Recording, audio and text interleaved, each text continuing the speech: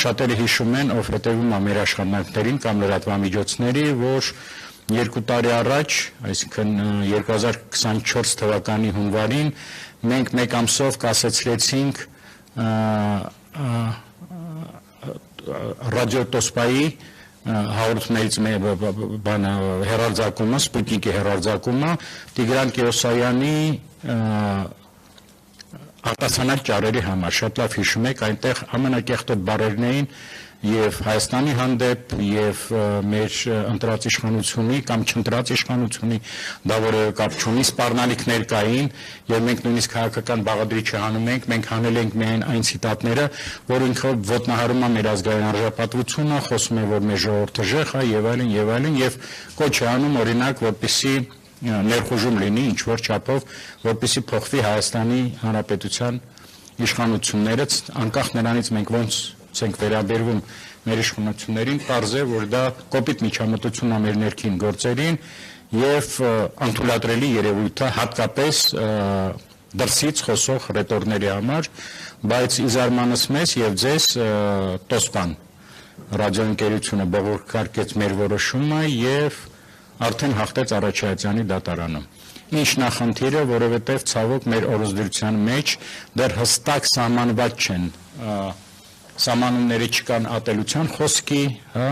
ներքին գործերի մեր միջամտության եւ այլն։ Դա չի նշանակում, որ հանձնաժողովը սխալ որոշումներ է ընդունվել, մենք պետական անկախ մարմին ենք եւ պաշտպանենք նաեւ Հայաստանի եւ Հայաստանի ժողովրդի եւ իշխանությունների հեղինակությունը միջազգային ասպարեզում, բայց ցավոք մեր օրենսդրությունը ներկա որոշ չափով թերի է եւ այդ գործիքները մեզ չի տալիս։ Սա որպես դատական նիստերի մեզ մոտ խնդիր ունենք, ամենամեծ խնդիրը հեղինակային իրավունքի խախտման դա ցանցային օպերատորների մոտ է։ Օրինակ մենք նախորդ տարի, սա էլ ձեզ կհետաքրքրի, 42 ստուգում ենք արել ցանցային օպերատորների մոտ,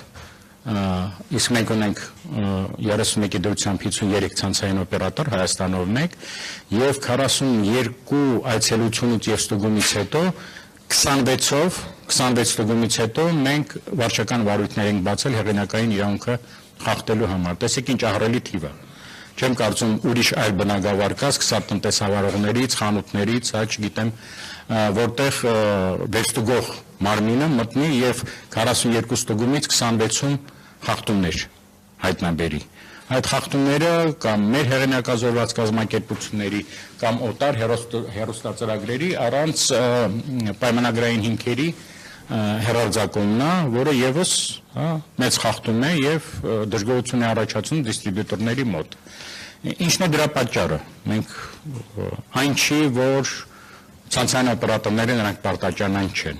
Դա նորից օրենսդրության ինքը անկատարությունն է, երբ որ անկախ նրանից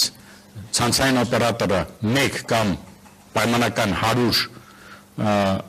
ոչ պայմանագրային հաղորդում է ցույց տալի, ես լևի բառը օգտագործեմ, բոլորին հայտնի է, ինքը նույն գումարով է պատժում 50,000 դրամով խախտման համար։